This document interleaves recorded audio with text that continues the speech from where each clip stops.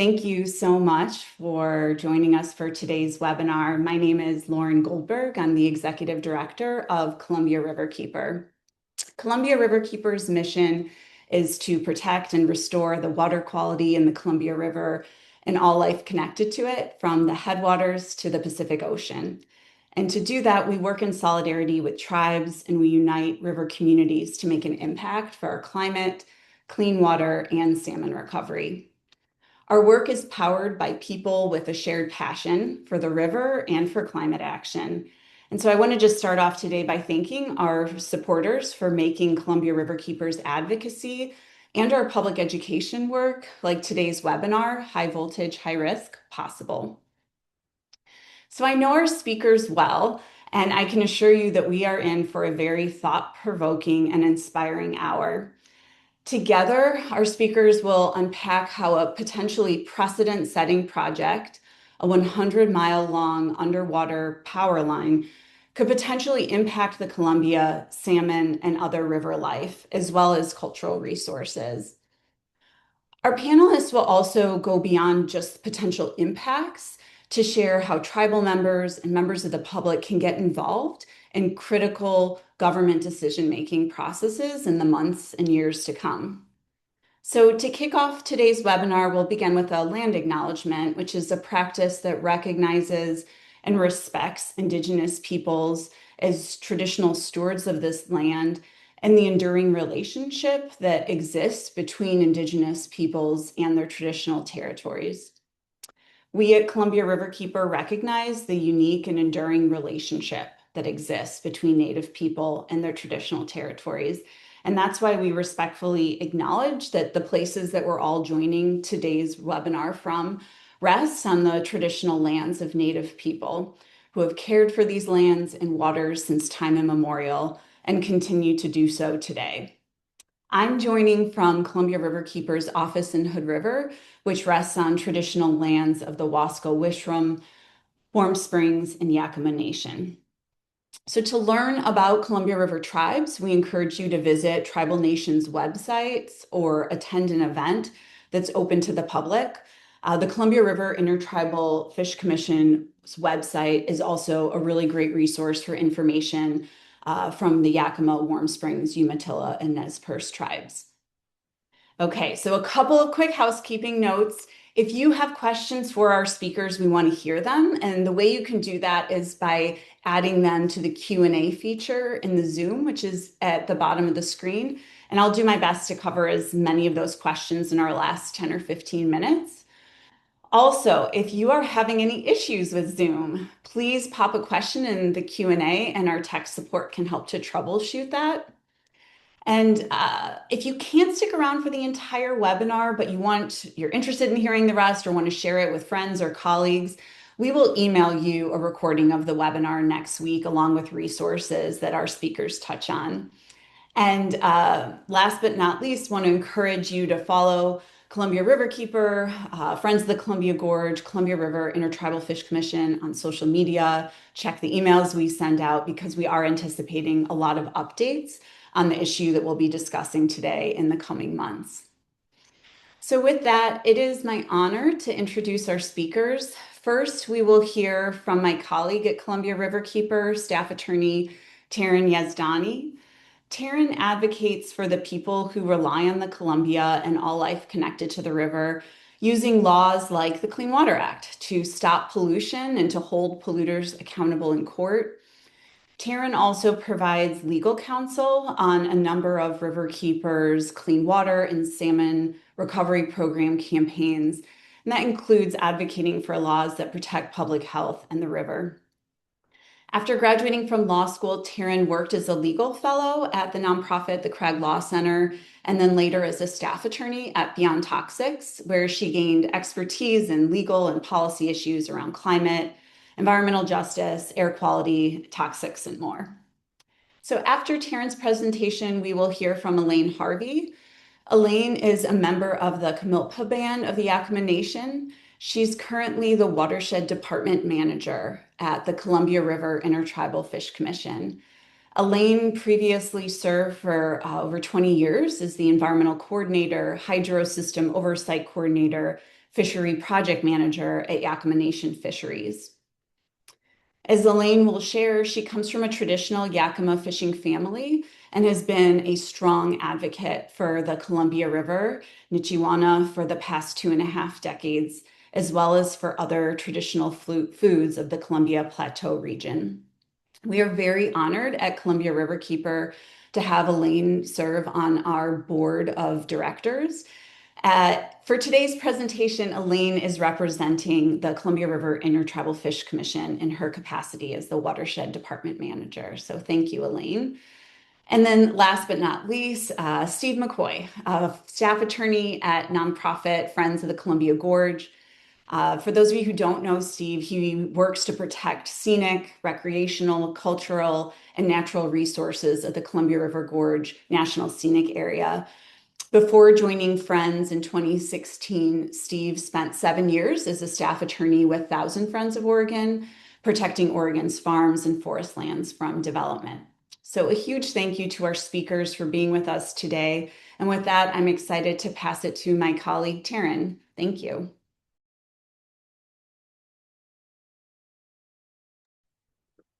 Hi, everyone. Thank you so much. Just Zoom technicalities. Okay, wonderful. 1 second, please. Oh my goodness. Okay, thank you for bearing with me for that. Thank you for that introduction, Lauren. Hi, everyone. Thank you so much for being here. Today, we are going to be talking about the Cascade Renewable Transmission Project, or as we are referring to it, the underwater power line in the Columbia. As Lauren said, this is a huge project that, if approved, could be precedent-setting and have significant and long-lasting impacts on the river. This is a novel experiment for the Columbia, and it carries a number of tribal and environmental concerns that we're going to be digging into today. And before I get into the nuts and bolts of the project, I just want to take a minute to introduce Columbia Riverkeeper as an organization. I will keep this quick since Lauren covered most of it. But Columbia Riverkeeper, as you all know, is a nonprofit organization. We've been around for just over 25 years. We have over 25,000 members in both Oregon and Washington, and an amazing staff that utilizes numerous tools like education, advocacy, policy, and legal work to advance our mission to fight for clean water and healthy communities. As Lauren said, much of the work that we do is rooted in working in solidarity with tribal nations to protect and restore the Columbia River. And this is particularly significant for this campaign because it was actually our work with the Columbia River Intertribal Fish Commission, CRITFIC, as I will be referring to it, and its 4 member tribes that was really a driving factor in our decision to engage heavily with this campaign. For every energy project that Columbia Riverkeeper engages on, we aim to really understand how that development will impact tribal nations and all people who rely on the river for salmon, clean water, and beyond. We really closely follow CRITFIC's tribal energy vision, which my colleague Elaine will be talking in a little bit more detail about later. But through coordination with tribal staff and CRITFIC staff on comment drafting, messaging, talking points, Columbia Riverkeeper really learned more about the issue and what issues to prioritize in building our campaign. Before I get going too, I also want to be very clear that while Columbia Riverkeeper as an organization is in opposition to this project, today I am not attempting to speak for any tribal nations on their positions. We are, however, still coordinating very closely with CRITFIC and some of the Columbia Plateau tribal staff to address our shared concerns as this campaign moves forward. So, at the highest level, what is this project? The developers, Cascade Renewable Transmission, are proposing to bury a 400 kilovolt electrical transmission cable under the Columbia River from the Dalles to Portland. This project will span approximately 100 miles, and it will go through and around 2 national priority listed Superfund cleanup sites. And if approved, will be the first ever electrical transmission cable in the Pacific Northwest. First in river electrical transmission cable in the Pacific Northwest. It's really important to note as well that this proposal is coming from a private company that specializes in underwater transmission lines. While they have done much smaller scale projects like this in the San Francisco Bay and in the New York, New Jersey area, as we're going to really get into today, these regions are not comparable at all to the unique ecosystem and the unique uses of the Columbia River. This would also be the largest scale proposal of theirs to date. Getting into the details a bit. So the developers are proposing to use a hydroplow to bury the line and lay a majority of the line. I'm sharing a graphic on the screen that demonstrates at the very highest level kind of how this works. But this is highly simplified. It comes from the developers themselves. This is really the best imagery I have to work with to show you. But what a hydroplow does at its basis is it fluidizes and liquefies river sediment to create a trench that will then lay the power line down directly behind it, kind of using that white mechanism you see on the screen. This creates a large plume of sediment that will eventually settle back down and cover the line. In the latest project application documents, the developers are stating that the depth of this trench that's going to be dug will be about 10 feet below the river sediment, meaning that the power line is only going to be buried about 10 feet below the surface of the riverbed. As you'll see on the slide, there is an asterisk there. That is because this has really been subject to change and fluctuation throughout our time scoping this project. There's also going to be many areas where the geology of the Columbia River simply won't allow for burial at that depth. And in areas where the line can't be buried in the sediment, what the developers are proposing is to use concrete mattresses or rock berm to go on top of the line and weigh it down. So what this essentially means is that in areas where the mattress is present, that's going to be the only thing separating the line from the river environment. So far, too, there's lack of clarity around how many times concrete mattresses will be used. That hasn't been adequately disclosed in application documents, which is concerning for a number of reasons, but also really important to highlight that concrete mattresses themselves have their own set of environmental impacts to account for. So it's something, just another flag. For the timing of this project, they are proposing that this will be done in 2 construction cycles during the winter, so over proposal of 2 years. And before we get moving, I just wanted to highlight that developers are claiming minimal impacts for this project, which is something we are pushing back on. And one of the big reasons we are pushing back is because to date, there haven't really been any site-specific studies done as to how this will impact Columbia River species specifically and the specific Columbia River environment. Before moving on, I wanted to just share a visual to really emphasize the scale of this project. This is a huge project footprint. I also want to note that there will be a 7-mile segment where this goes on to land in Washington to try and get around the Bonneville Dam complex. So if you're looking at this map, that is the dotted line. But really just putting this here to really help you all see the massive scale that this 100 miles will be. Very quickly, this process is very complex and touches on several aspects of the law. I personally am not going to be spending a lot of time on this today, but I wanted to share it because as an attorney that is fighting this project, I wanted to have you all be able to take a look at all the different legal avenues and permitting pathways that we are using to combat this and that where we will be strategically engaging. I want to mention that my colleague Steve McCoy is going to go into detail a little bit later in this presentation about some of these specific laws, so stay tuned, but I just wanted to put this as a primer for you all. And then I wanted to also briefly highlight many of the impacted species that are in the project footprint area. Many of these species are protected under the Endangered Species Act and are culturally significant species that are at risk. Many of these species are important first foods for tribal nations in our region. I wanted to specifically call out the Pacific lamprey. I am by no means a technical or scientific expert, but I wanted to highlight, with the lamprey, similar to salmonids, they really require clean, cold water for spawning and rearing. And as we get into some of the impacts, I wanted to highlight them specifically because juvenile lamprey spend up to 7 years filter feeding in the silt and gravel of the river and in stream beds, which makes them particularly vulnerable to any actual dredging activities, as well as vulnerable to pollutants and contaminants that settle out of the water and into the sediment. So, what I'm going to be spending most of my time on today are the numerous concerns that we have surrounding the impacts of this project. As you can see on the screen, we have a laundry list of concerns.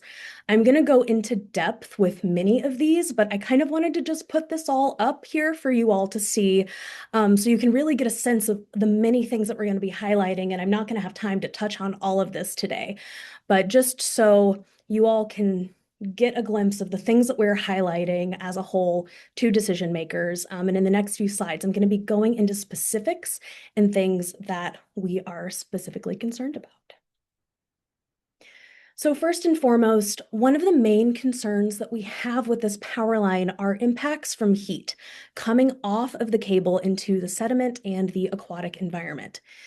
As many of you know, I'm sure, temperature is a long-standing pollution issue on the Columbia, and the Columbia River is a water body that is impaired for temperature under the Clean Water Act. The dam and hydropower infrastructure on the Columbia and Lower Snake Rivers have really created significant temperature issues that are impacting salmon, water quality, and other aquatic species. The Columbia, as many of you know, is not a free-flowing river. Because of the dam infrastructure, it's really turned into a series of large stagnant reservoirs that are able to soak up the sun's energy and heat more quickly to increase water temperatures. And of course, all of this is only exacerbated by climate change. So when thinking about adding another heat pollutant to this already overburdened system, we have huge concerns about a line that could put temperatures out there of up to 158 degrees Fahrenheit. This is an already overburdened river system, and we're very concerned with how this will add to impacts to water quality and fish. I also want to highlight again that in areas where the line is unburied and only covered by concrete mattresses, this would mean that this heat is going directly into the Columbia River. So far, there have really been no site-specific studies being conducted on the impacts of the line's heat to water quality and to Columbia River specific species like Columbia River salmon, steelhead, and other aquatic benthic species. So that is something that we are very much pointing out to decision makers. There are also a lot of concerns with turbidity or water clarity from project dredging. And we're thinking about this both in terms from the initial construction of the line to also any potential redisturbance that comes with line maintenance that happens or repairs that are needed to be done on the line. Dredging this large stretch of a river is likely to displace over 300,000 cubic yards of sediment, which is a large amorphous number. I would like to give a shout out to our attorneys at Cragg Law Center for coming up with a visual aid in this that I just find very helpful to conceptualize. So you can really think about this amount being dredged as the visual equivalent being akin to a football field being dug 140 feet deep, if that really helps put into perspective just how much of the river is going to be dredged up. And again, this is not dredge spoils that will be removed from somewhere else. These are really going to be suspended in the water column as this project takes place. So that raises many concerns when it comes to direct impacts to fish. Sediment suspension of this nature could cause gill trauma, as well as impact fish behavior for feeding. And so just really thinking about those concerns. In addition to what I had on the last slide, we have tons of concerns about disturbing the contaminated sediment that lies along the entire river bottom of the Columbia River. Water quality and the impacts of industrial and agricultural activities on the Columbia River have long been a concern. As a result of these activities, there are many toxic contaminants found throughout the basin, including this stretch of the Columbia River. I've listed a few handful of them on the slides today, but that is by no means all of the contaminants of concern. I also wanted to point out that this is a big concern because a lot of these contaminants are hydrophobic. And what that means is that they persist in the environment. And instead of simply dissolving into the river, they latch on to sediment. And so when that sediment is kicked up again through a large project like this, there are a lot of concerns for what that means for both public health and the environment. And just quickly before we move on, this project is going to run through 2 Superfund sites as well as a state level cleanup site. So not only is this re-releasing harmful contaminants located at these sites, but there are just lots of concerns about the larger picture of what this means for the river. And what we are pointing out to decision makers is really how there's a lack of information and more information needed about the direct cumulative impacts of what it means to dredge about 100 miles of the Columbia River for long-term health consequences. Very quickly, talking about electromagnetic field implications, or EMF. That is another concern, specifically as it impacts fish behavior.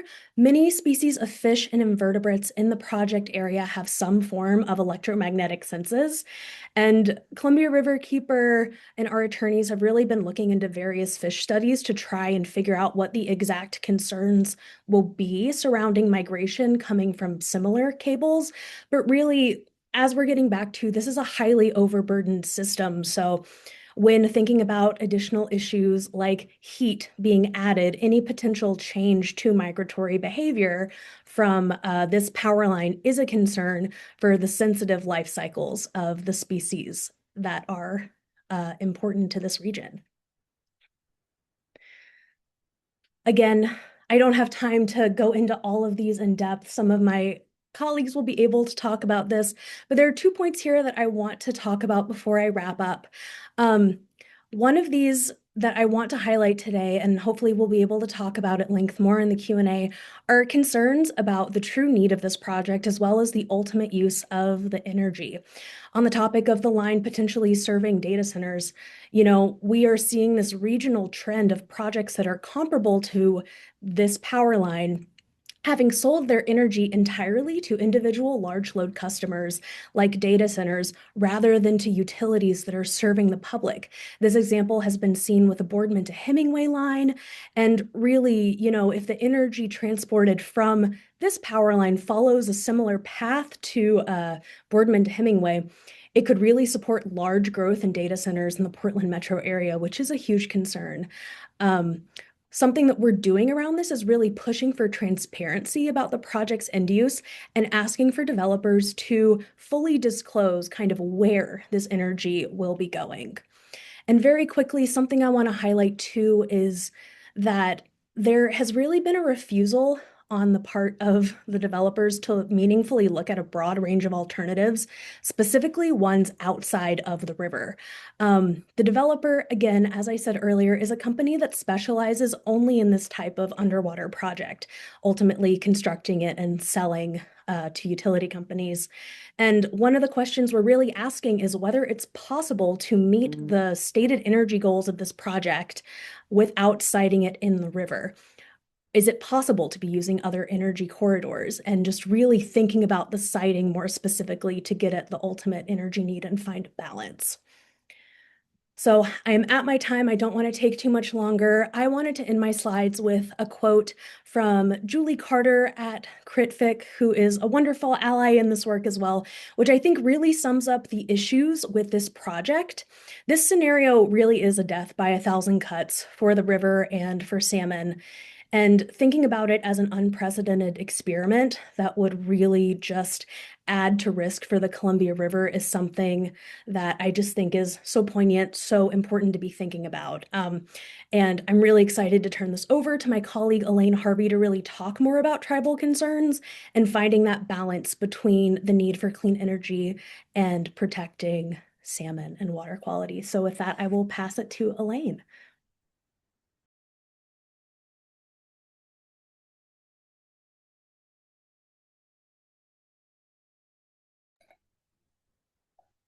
Thank you, Taryn. Nith Pachwai, Inish Winisha, Elaine Harvey, Ku Washinash Komithpa. This afternoon, I'd like to just say good afternoon to each one of you, and I would like to thank the Columbia River Keeper for holding this webinar. The Columbia River Keeper has been a really important ally and advocate for the Columbia River, the Inchiwana.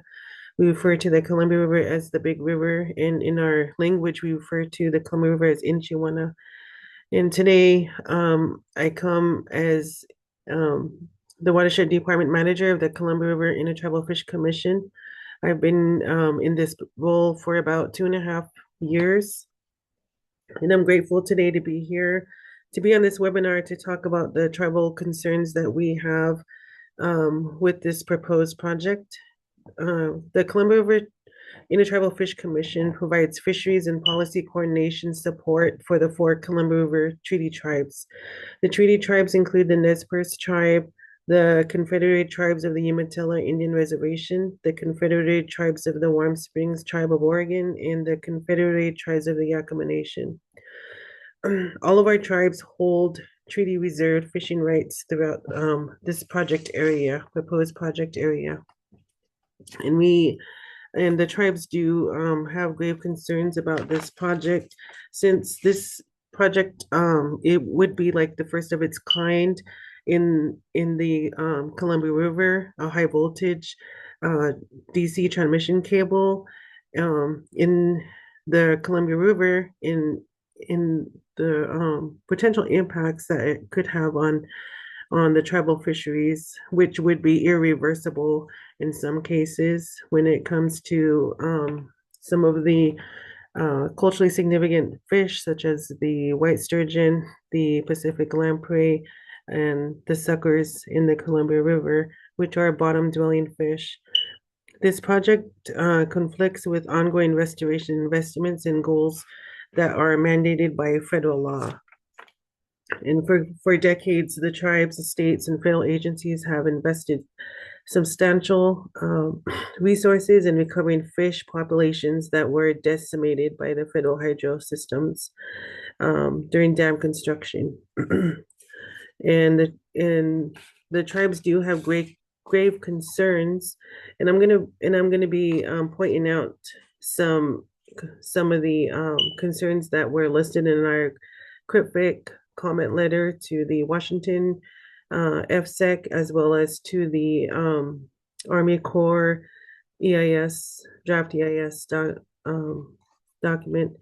And these are some of the concerns that Krivik and the tribes do have with this proposed project. The first one is the high voltage DC transmission. We feel that is not necessary, beneficial, or cost effective for regional energy needs. And the regional planning does not support the project need. And the Army Corps EIS did not analyze all project alternatives, besides not just in the river route. And this cable project will emit heat into the already impaired temperatures of the Columbia River under the Clean Water Act.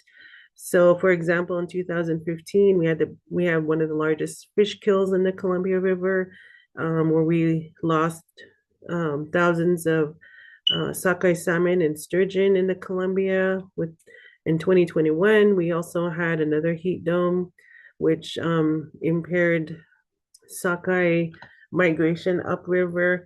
And then in recent years, 2025, the fall, during the height of the fall Chinook migration in the Columbia River, the fish were stranded in the Bonneville Pool because at the Dalles Dam, the temperature was at 73 degrees during the height of the normal fall Chinook run.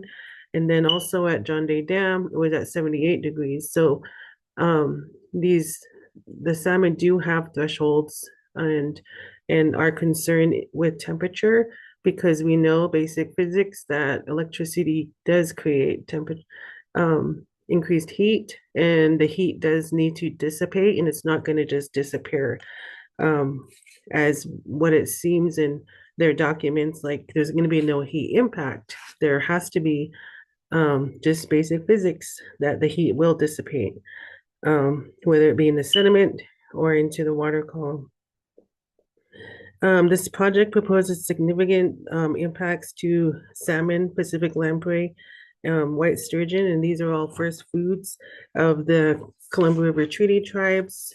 And some other concerns include the EMFs that was discussed by Taryn. And as a fish biologist working for 15 years in the Rock Creek watershed, I did take the electrofishing courses, and we did fish sampling, and I know that electricity in the water does impact salmon, steelhead, impacts the resident species.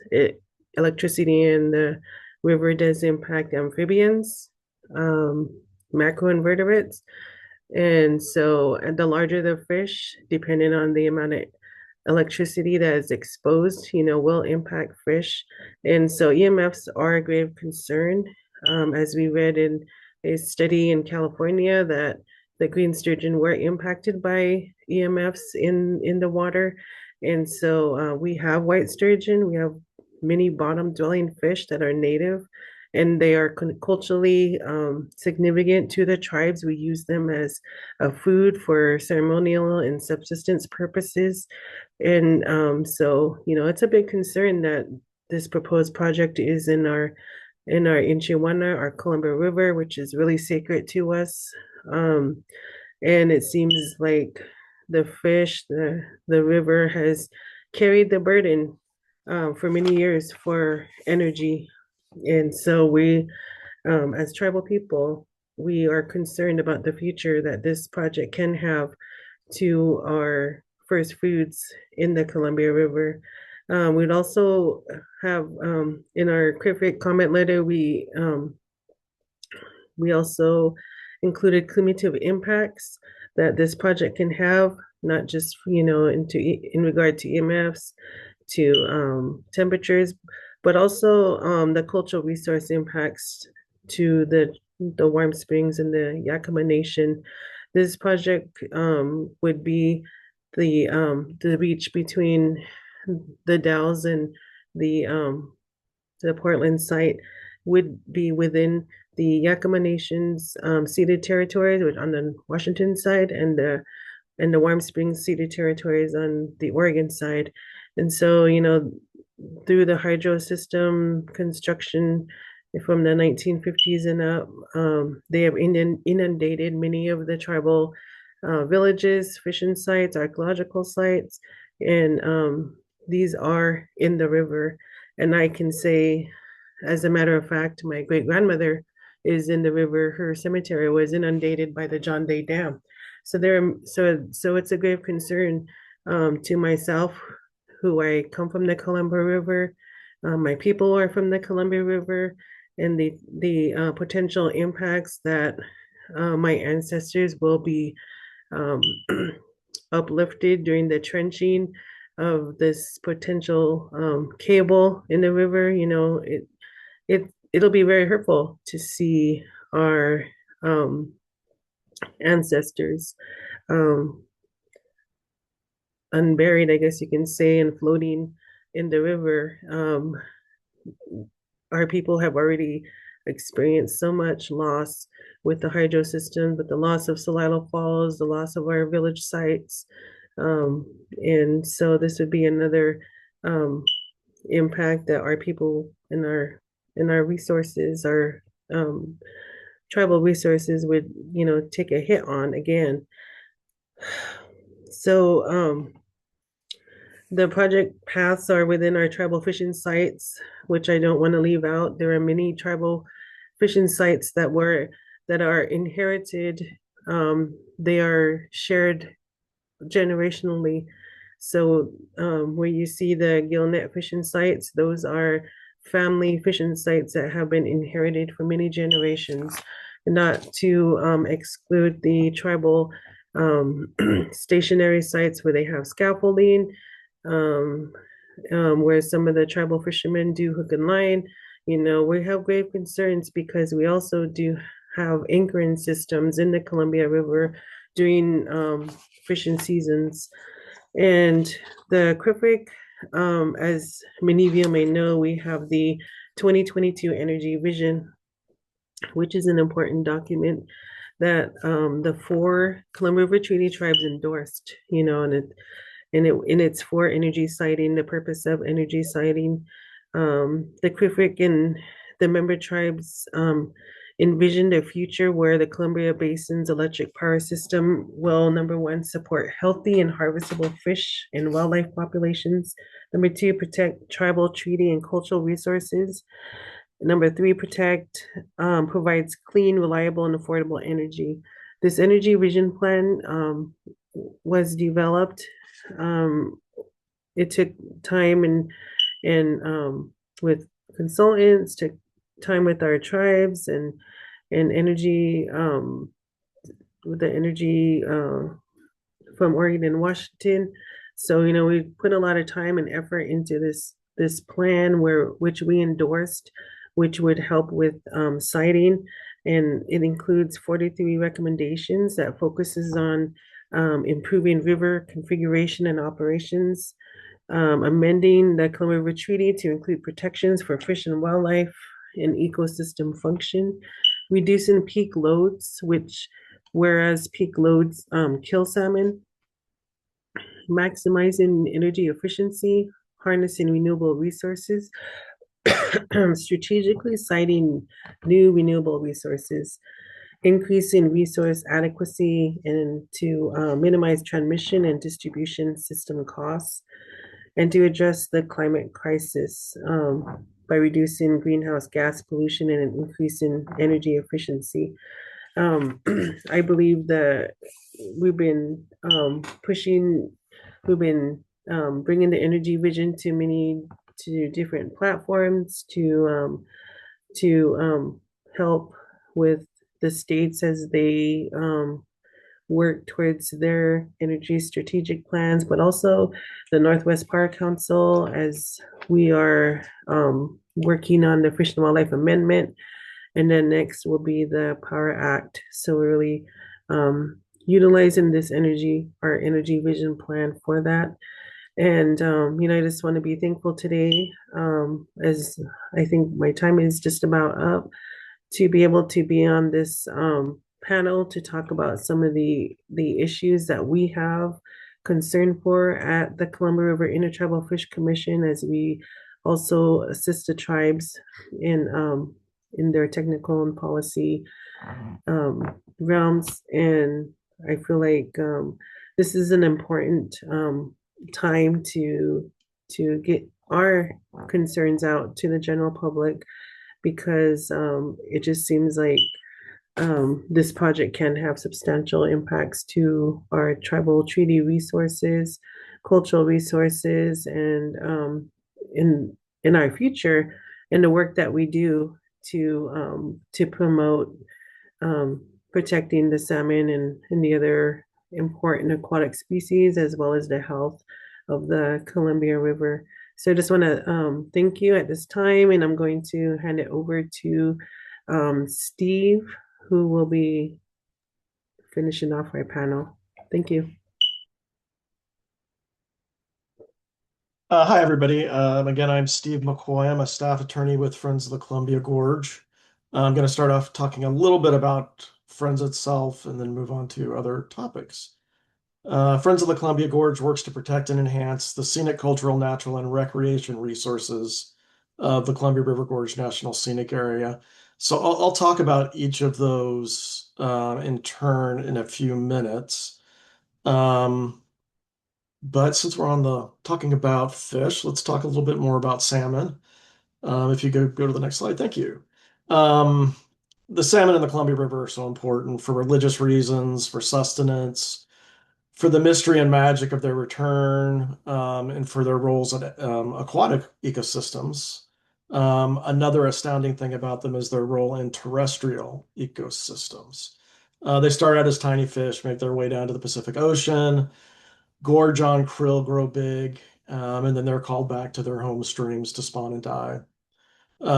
Everything from terrestrial insects to birds to large land animals feast on their carcasses. And then, well, they deposit the fish as fertilizer throughout the forest landscape, which recharges the land with nutrients that are shared throughout the ecosystem. So salmon runs act like conveyor belts of nutrients, uh, bringing in nutrients from the ocean to local ecosystems, including terrestrial ones, that refresh, restore, and revive our lands.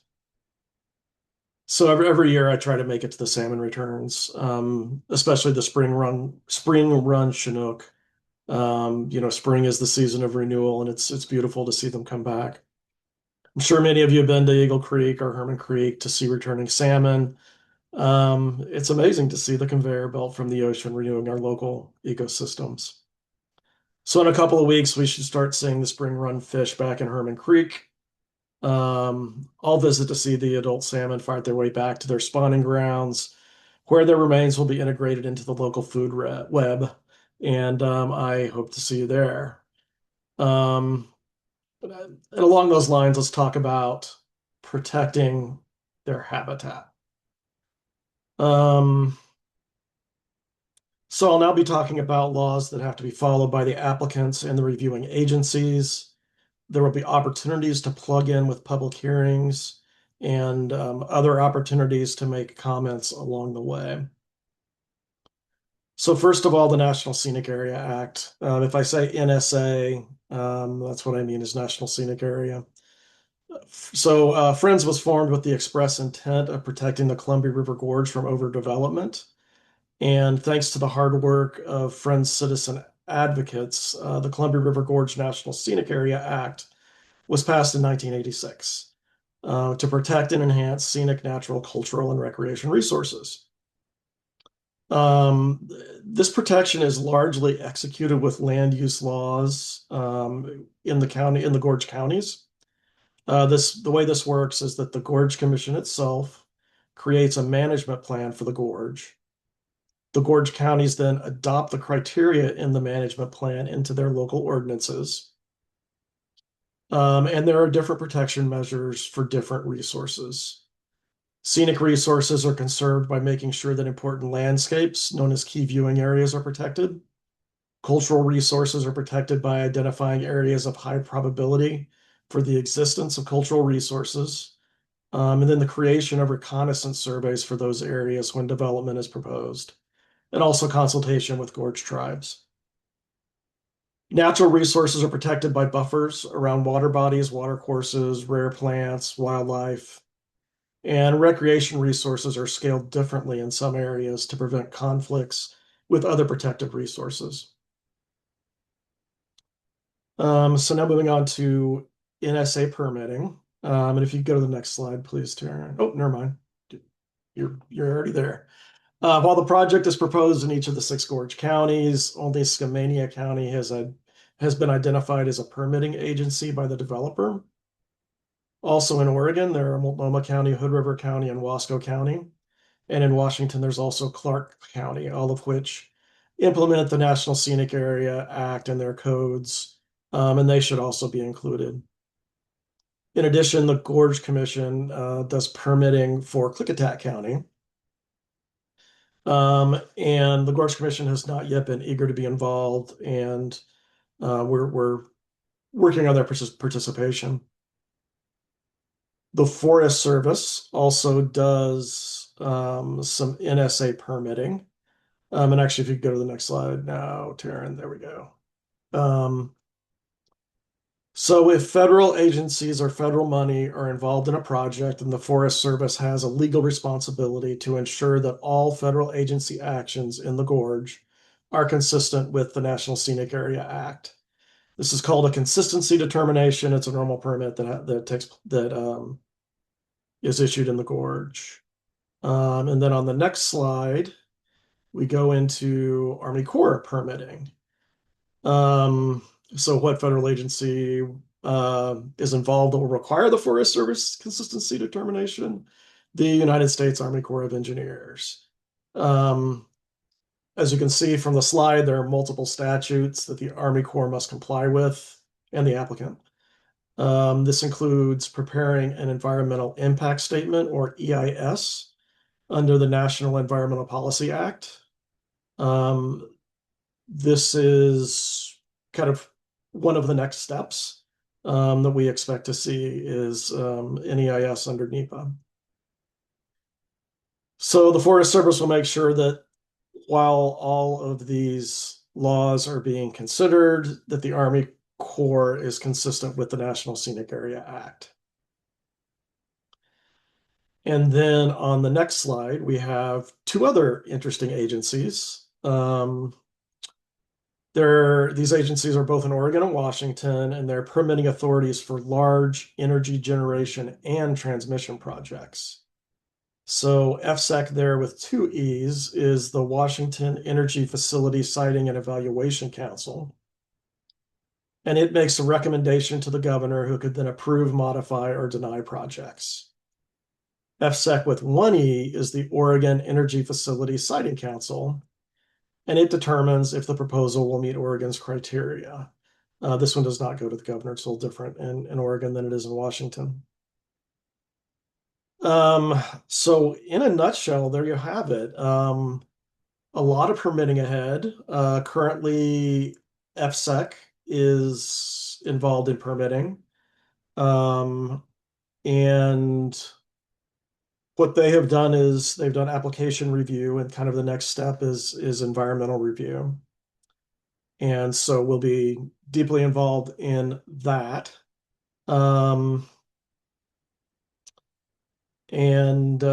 Yeah, a lot of permitting ahead, a lot of unknowns about the effects of the project on the Columbia River and the other protected resources of the National Scenic Area. Thank you for listening, and thanks for your interest in this project. Lauren, I will cede my minute back to you. Great. Thank you, Steve, Taryn, Sure. and Elaine.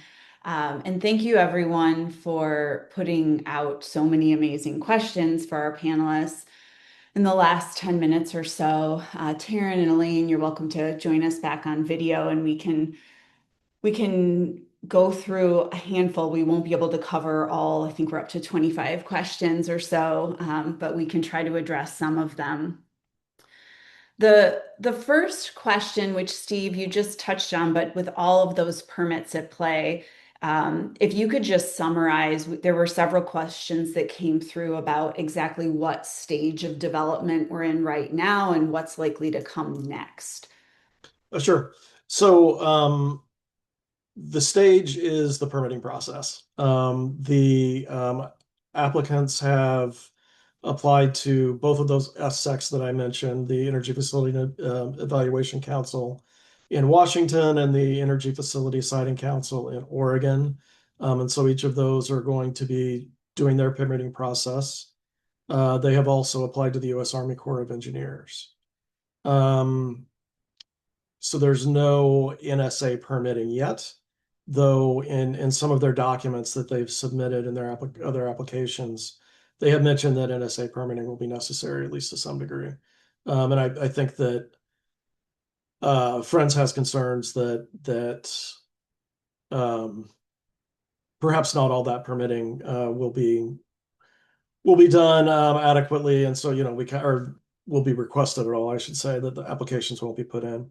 So we'll be following up on that and making sure that all those applications are put in.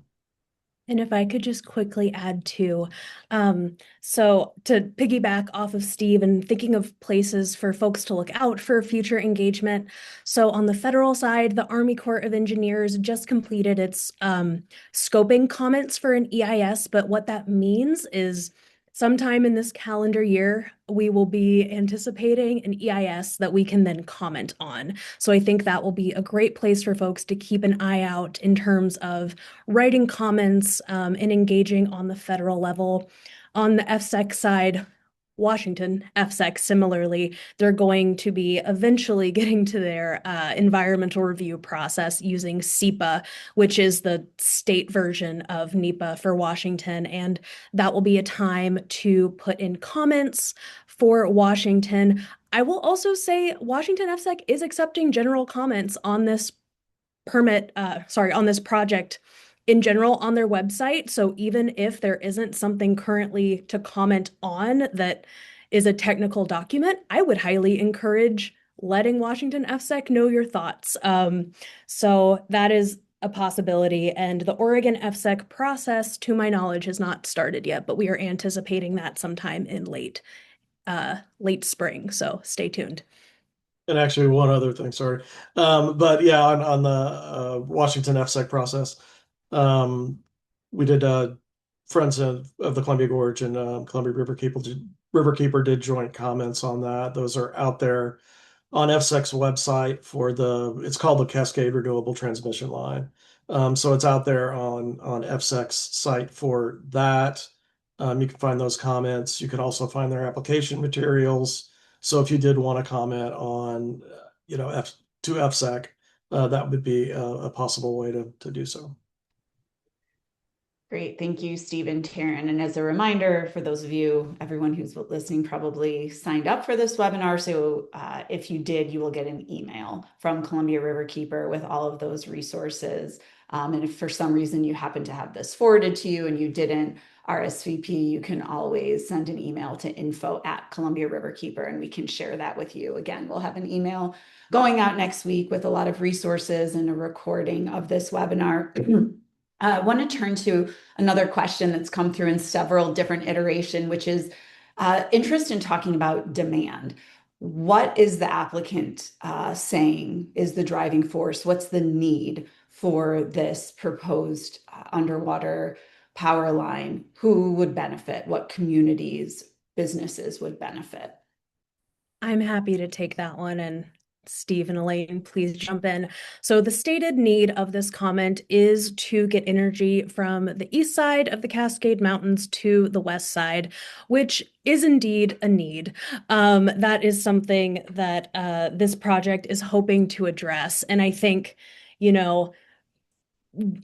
we don't have enough time to really get into the nitty-gritty of everything that has to do with it. But I think, thinking of that being the stated project purpose, thinking of, both the states of Oregon and Washington have climate goals to meet, I think our concern is really tied back to if that is actually going to serve that purpose for utilities and for people and residents, instead of the very real potential of this going to serve large load users like data centers, which is a huge transparency piece of all of this. So just to be clear, that is the stated project purpose, but we do have concerns about that being actually accurate to what will happen. And again, hearkening back to what seems to be a growing regional trend with the B2H pipeline. Projects with one need of giving to public utilities then are turning to serve data centers. So we want to be very, very mindful about that. Great, thank you.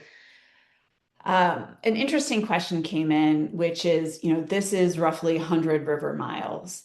If this project moves forward, is this likely to just be the start of more or multiple, either different phases of underwater transmission lines in the Columbia River, whether sited side by side or just, going further upstream or downstream? Is that a concern? And Elaine, feel free if you want to take this one first.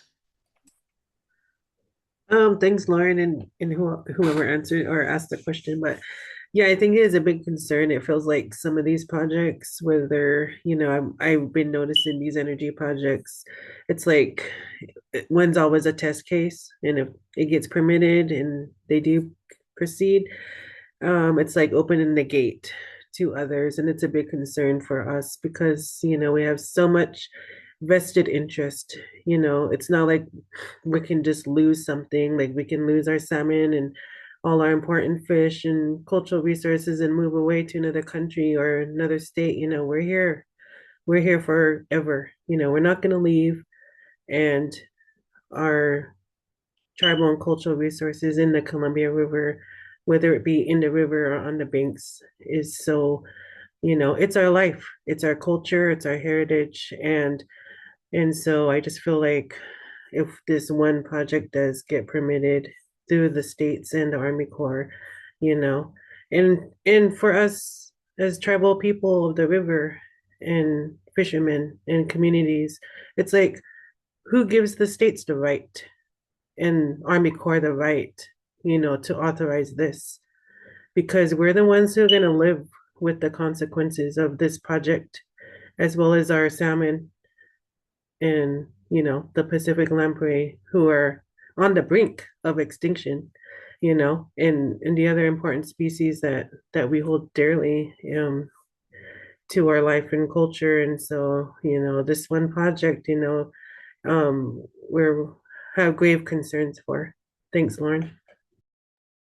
Yeah, thank you so much, Elaine. And Taryn, Steve, if either of you want to comment on whether that's a concern, that this is the start of a multi-phase effort to use the Columbia River as a power transmission corridor.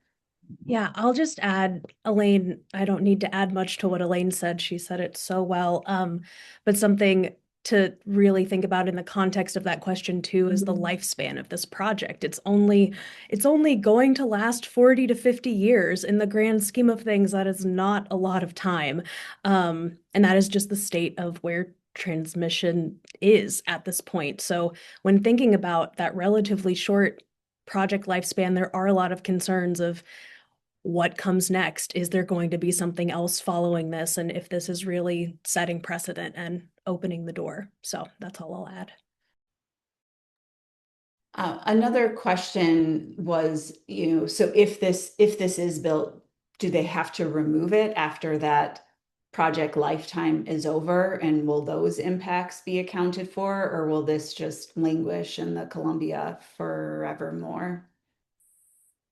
I don't know if you want to take this, Steve, but my answer is that's a great question, and we are asking the same question because so far that has not been addressed by the developers. There really aren't very solid end-of-life plans as to what's to happen later. It's a question mark as to whether their cumulative impacts analysis will even address that. That's something that I think our organizations are very clearly asking about, but it doesn't seem to be front of mind. And to add to that too, not just for end of life, there aren't very solid maintenance and repair plans for what will happen if there is a vessel strike, if there is a seismic event, not just the big one, but any sort of seismic event, how that's going to impact the river, is really not being very thoroughly discussed. And so it's a great question. I would encourage you to keep asking it because that's something we're doing as well. And yeah, I do concur. Decommissioning is getting short shrift in all this. Well, thank you to Elaine Harvey of the Columbia River Intertribal Fish Commission, Steve from Friends of the Columbia Gorge, and my coworker Taryn, staff attorney here at Columbia River Keeper, for sharing information, concerns, a lot of the unknowns and the questions that CRITFIC, Friends of the Columbia Gorge, and Columbia River Keeper are asking.